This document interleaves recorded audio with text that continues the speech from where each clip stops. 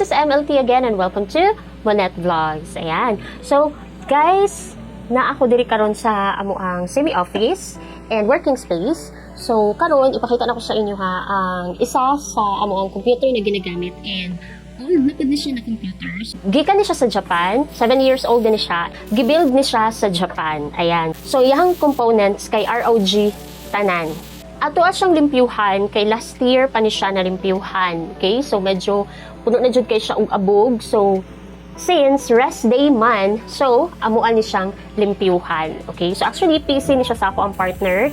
And, naging PC po na ako siya before, but since duha namin nag-work online, so, mao ni ang iyahan ng ginagamit. Okay? So, yeah. So, pakita na mo sa inyo ha, kung yun sa namo siya paglimpyo. And, pagkahuman, itry natin siya. Pakita ko na mo sa inyo ha. Kung sa iyong now, nga nalimpyuhan na o naka-on na siya. Okay? So, yeah. Let's begin!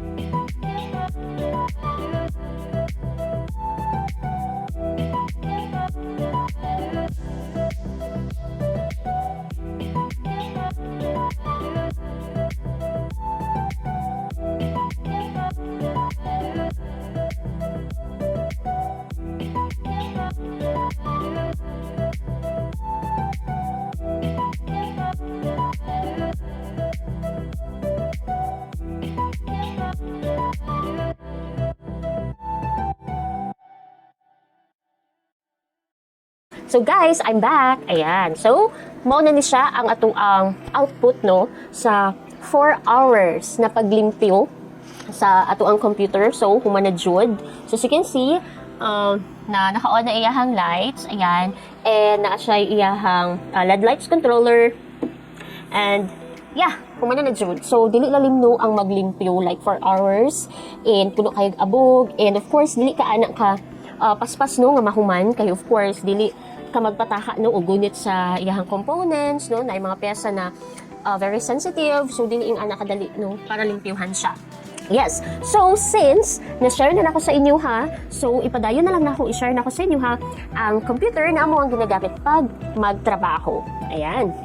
So, sama sa kong giingon, no, karon ang nagagamit ano sa akong ng partner. Yes. So, as you can see, naa siya iyahang keyboard. It is a Red Dragon keyboard. Nagiyahang mouse is a Delta Force gaming mouse. Ayan. Yeah, gaming mouse.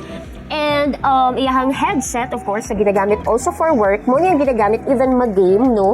Kay medyo kapoy po no, magsigig switch o headset. So, mo po niya ang ginagamit niya sa work since very nice quality kaayo ni siya nga headset. It is Inplay. Inplay ang brand. Yeah, mo niya ang ginagamit sa work. Very nice ang quality Inplay. So, mao ni ang iyahang monitor. Bago na siya na monitor. Ang ginagamit niya before is Asus. Yeah. So, karon ang ginagamit is Envision 27 inches. Ayan. Yeah. So, we do also have a speaker since ang monitor nato is wala siya speaker. So, yeah, we provided also speaker. Gamay lang siya. Gamay. Yeah. So, that would be all. One thing, no, na-realize na ako, especially no when it comes to computers, no, labi na factor good no ang kanindot sa imong computer, especially if you are working using your computer, not just only for gaming, yeah, but also if you are working, mas maayo jud do nakabalo ka or naa kay knowledge about computer kay mas makabarato ka, okay? Kay mas nindot man gud kung if you are knowledgeable about building computers, so mas maayo like palito na lang nimo ang components. Yeah, and karon daghan kitag makita no na mga barato na mga components, mas makapili ta, mas makasure pa gid ta sa quality. So, mas maayo mo palit na lang og components, then ikaw na lang ang mag-build. Ayan.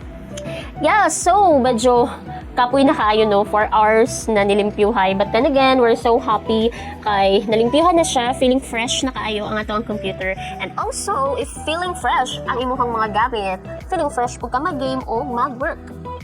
Yes, so that would be all for today's video. Thank you so much for watching this video, and if you are new to this channel, please do like and subscribe, and also naa pa may ubang videos about computer na i-share sa inyo ha. So please stay tuned for my next video. Unta na agihapon mo. Yeah. So bye for now. Bye bye.